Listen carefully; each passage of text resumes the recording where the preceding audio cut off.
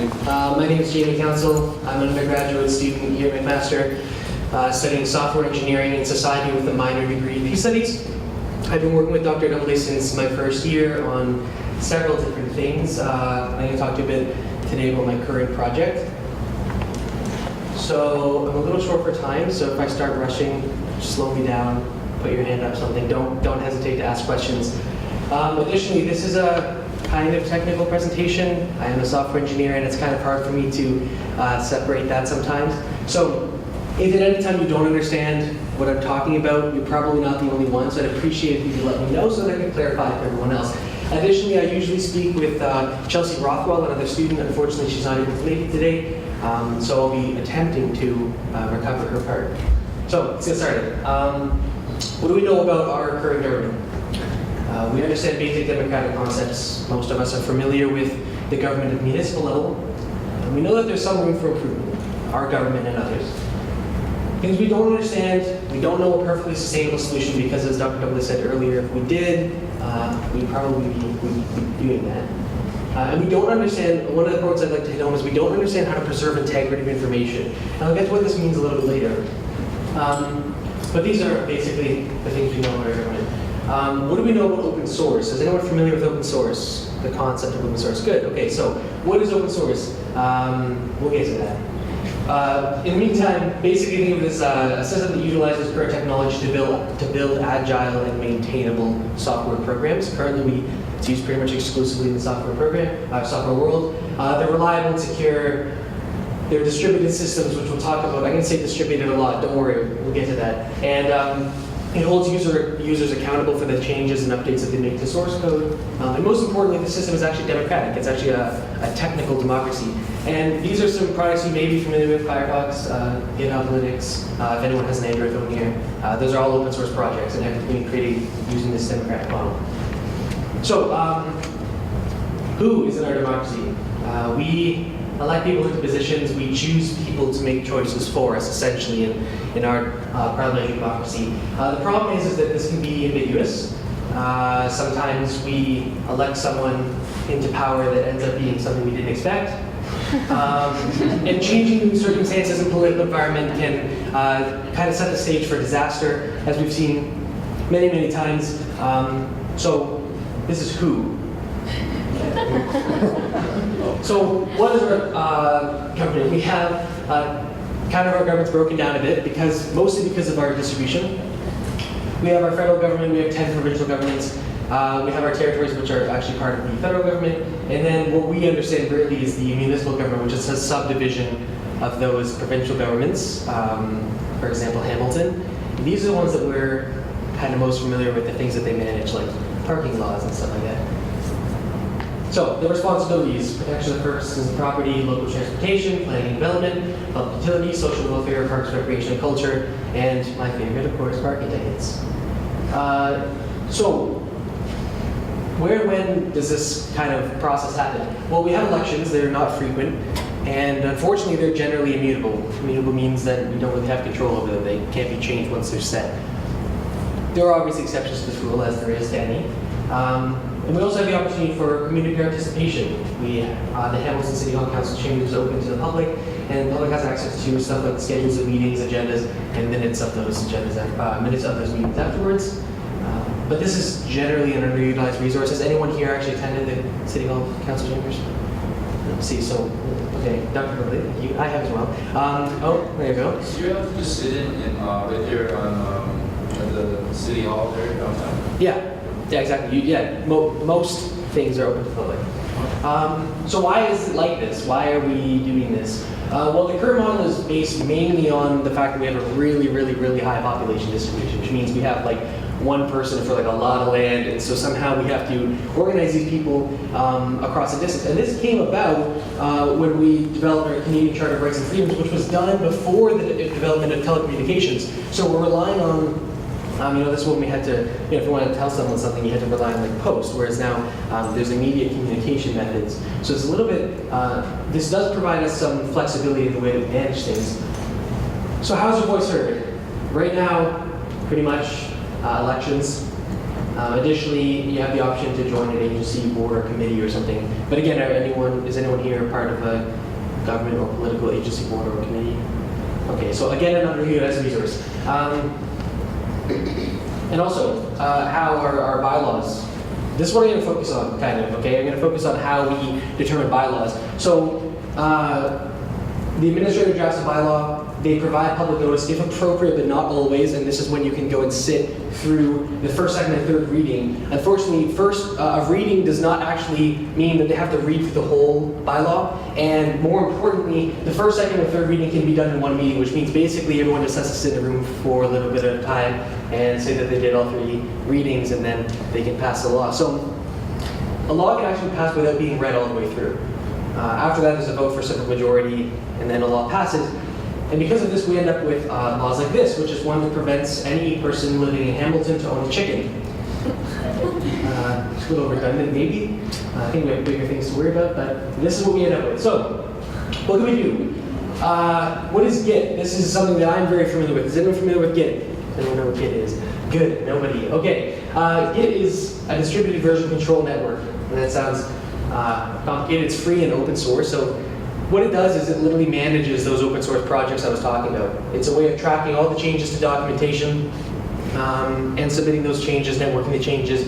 And if 2 people make a change at the same time, there's opportunity to merge and resolve those conflicts and stuff like that. What's really important is that this is an open source project that is basically the basis of all open source projects. Interestingly enough, Git as an open source project is actually hosted on Git.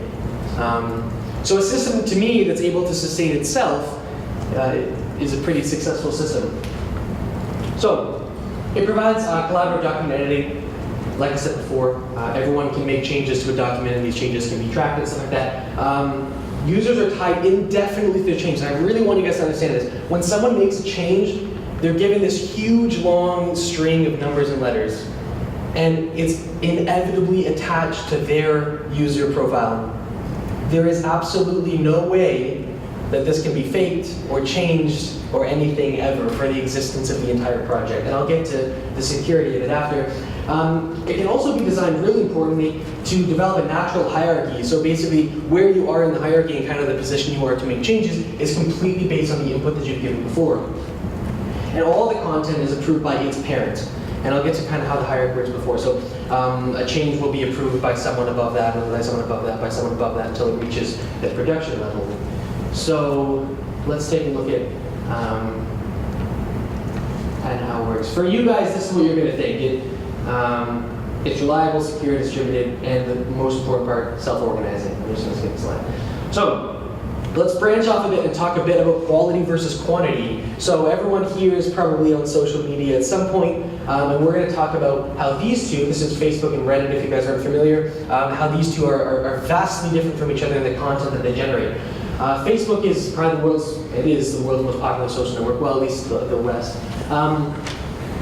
Only friends can directly share with you, and you only have 2 options, like and share. And there's something in common with these 2 options, is that they're both positive reinforcements of content. With this, and everything's based on a time scale, so it creates a media graveyard where everything gets posted, and then time goes on, and these things fall on your newsfeed and your timeline and whatever Twitter, Instagram, they have, those, I don't know what they're called, but those things, until you end up, the content gets buried. And it could be very valuable content, and not all content is relevant to time. The other problem is that there's no real ranking from one article to another. It's simply shared with you, and there's no way for you to differentiate the two. And because there's only positive reinforcement, it can be difficult to understand the value. But what this does provide is a way for content to spread very quickly, which is Facebook's intention, virality. And this can be harmful. Reddit is a little better.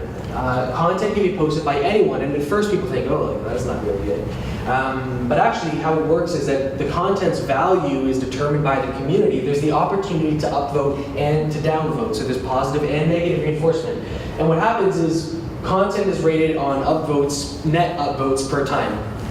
So anyone can post content, but if someone posts something that's not valuable, the community will downvote it, and it will not show up on your screen when you get there. If they post something that's good, by the time you get there, it will have a high number of upvotes and per time, very quickly, and it will sit on the top. Then it has options where you can actually say, What are the top ranking posts separate from time? And this is where you start to lift that time gradient that creates that media graveyard that existed before. So this is really important, the quality versus quantity concept in social media. So we can tie this into the way that we do things in government as well. We need to be able to have that negative reinforcement to generate quality content. That's one of the defining purposes of technology, is you need to be able to reinforce both ways. Good content can be approved by the community. So this is going back to Git. So the Git system will have a whole bunch of users, you guys, myself, politicians, whatever, any taxpayer, and the content would be approved by them. So they'd be very naturally, initially they're all on the same level and they can approve each other's things. Now once someone has made a quality change, and a quality change could be many things, a decision that's approved, or if you approve something that ends up getting higher, this is obviously a good change. You've contributed quality content to the system, and therefore you would get points or whatever be it that would sit you higher in the hierarchy. And eventually, I think I did some calculations, you need like 10 users for this system to kind of dynamically generate a reasonable hierarchy. So, if you have 10 million or something, I think there's no problem with that. Most importantly, bad contributors are liable. So when someone makes a bad change, they don't get approved, and everyone can use the system. It's a ubiquitous language that's defined through Git, which connects the language that everyone is familiar with to the language that the technology is familiar with. Everyone knows computers can be hard to talk to, so Git has created this language of blame, commit, and push are my 3 favorite words that they have. Commit is when you commit to a change, and that's where you get that long string that's attached to you. Push is where you send it out to everyone else and you say, this is what I've done. And blame is where you basically point someone out and say, this guy, he messed up. And that can be used as that negative reinforcement that I was talking about earlier. So, this is what a hierarchy looks like. So user 1 and user 2 are both on the same level of the hierarchy. And then master is their immediate parent. And then for simplicity, immediately above is the release branch. And this is the one that actually kind of goes up and is actually a real thing. And you can see that there was a release there, version 1.0. The master branch took it, and every dot is a change. Okay? And they've made changes and organized back, and I'll get to kind of how that works. So the users are ranked in hierarchy going this way. You have this row of changes. So every time they commit a change, commit. Now this here is called merge. This is where there's obviously some differences between the changes that they've made. So this puts both documents side by side and says, this one says this and this one says this. What do we want to go with? And that's done by the person that's higher in the hierarchy, and then eventually it gets pushed to these different versions of the master branch. Does that make sense? Is that clear? Okay, so this is a desktop client. This is mine, actually. This is sort of nothing software related, or nothing all software related, nothing government related. So this is what it looks like. These are all my projects. So these could be, for example, a whole bunch of bylaws just listed here. When I select one, I get a view like this. Now this is something I've been working on, so obviously this is in English. And you can see my appropriately named changes on the side.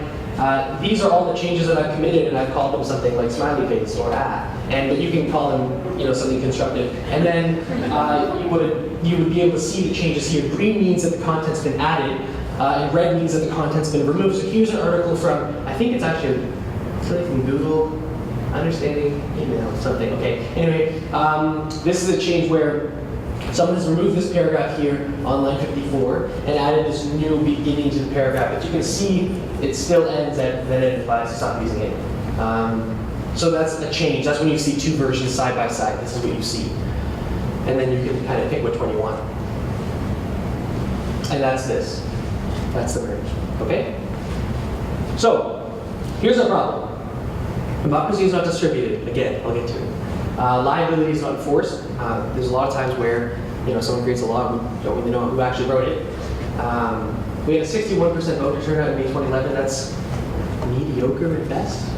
That's your only chance to get involved, and 61% is pretty low. And then we have a lack of control of political decisions. So we talked about the fact that we can't encourage an election. They just kind of happen, and the schedules are immutable, and this is kind of the case. So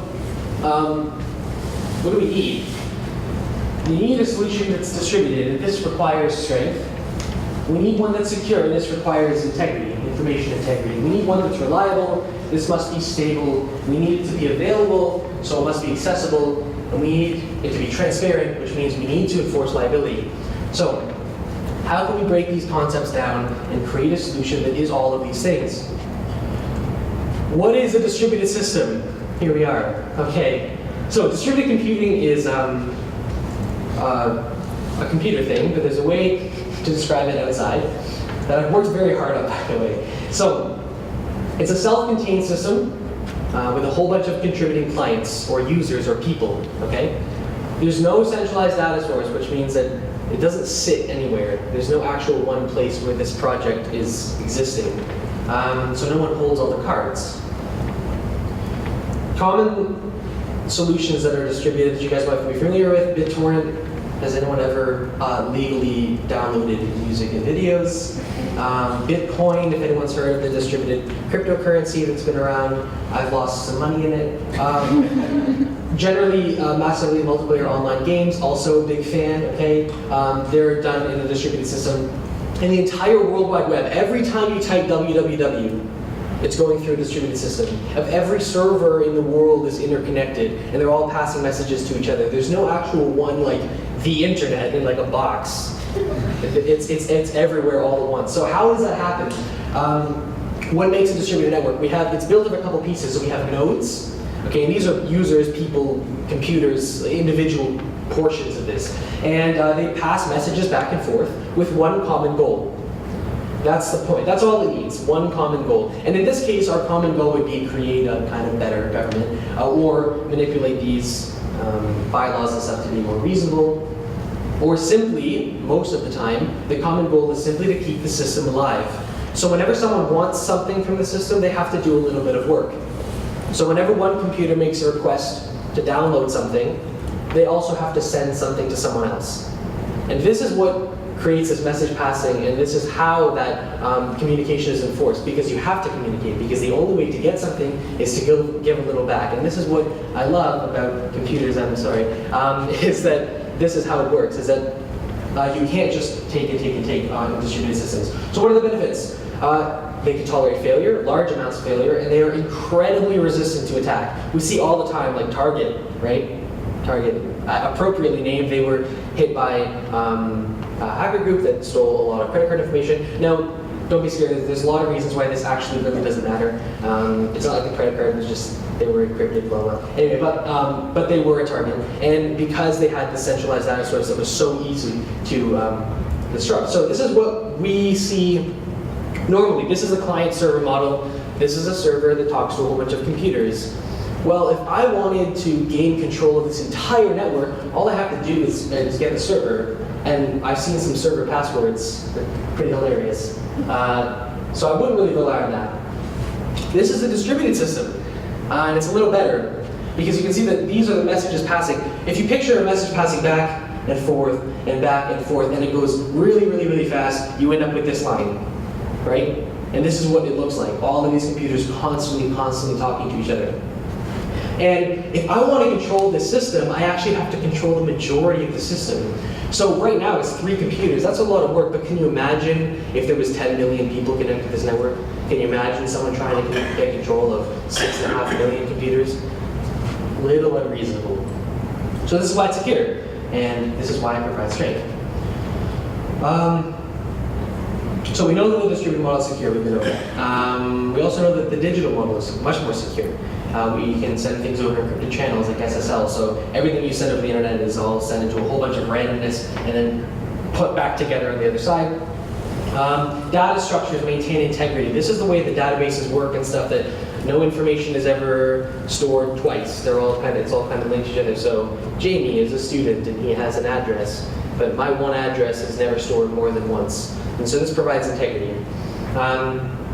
And more than anything, the digital model makes sure that users are responsible. Just so everyone knows, everything you do on the internet is always publicly available. There's no exception to that.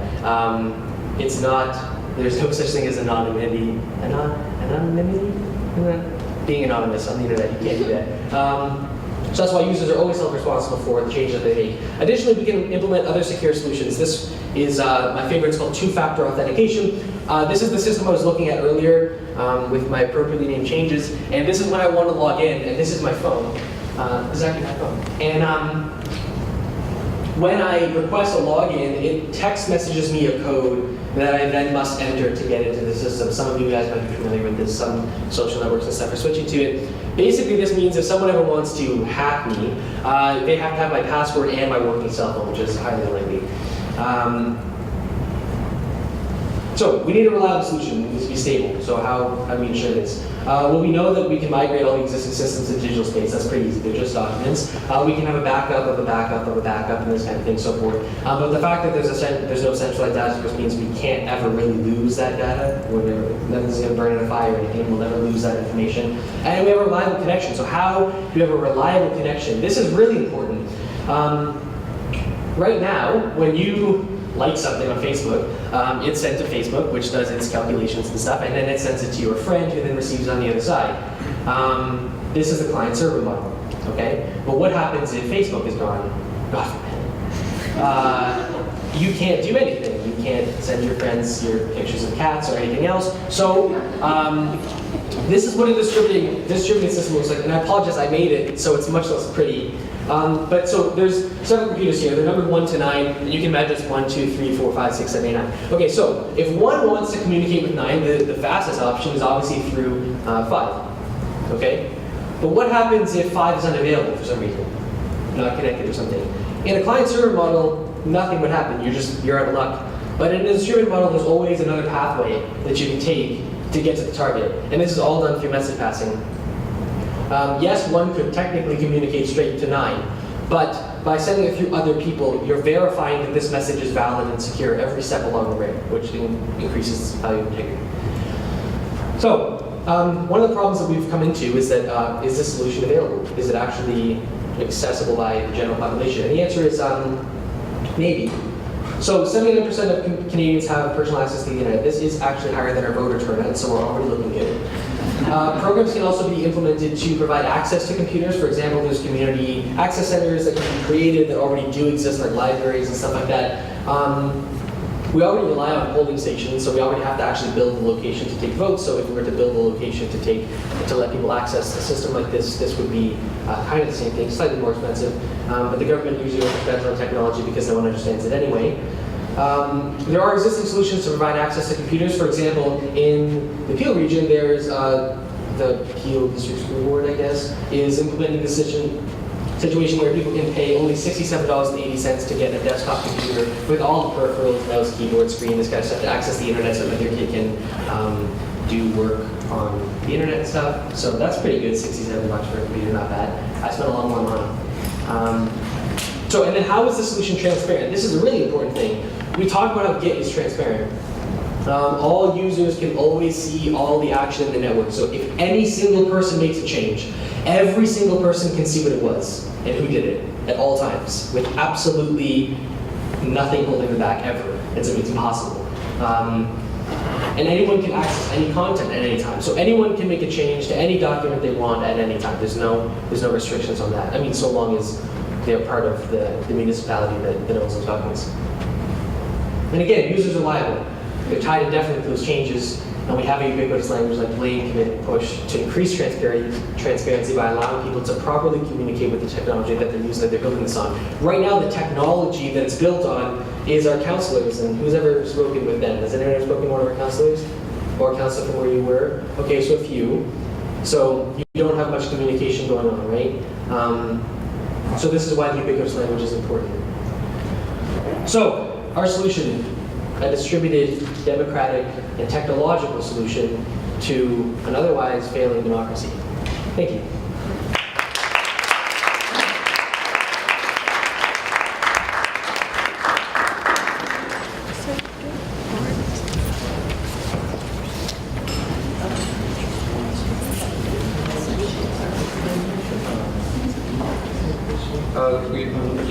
We'll take one question, and then you can ask Jamie questions afterwards. Right? So we'll stay. Yes. I just wanted to get his opinion on how the NSA, like agency, about that. Sure. So, but like my opinion just in general of what's going on. kind of. Yeah, well, I really appreciate the construct that you've laid out. Yeah, But I thank you. think that those types of organizations, and perhaps even anonymous, might Yeah. confound the construct.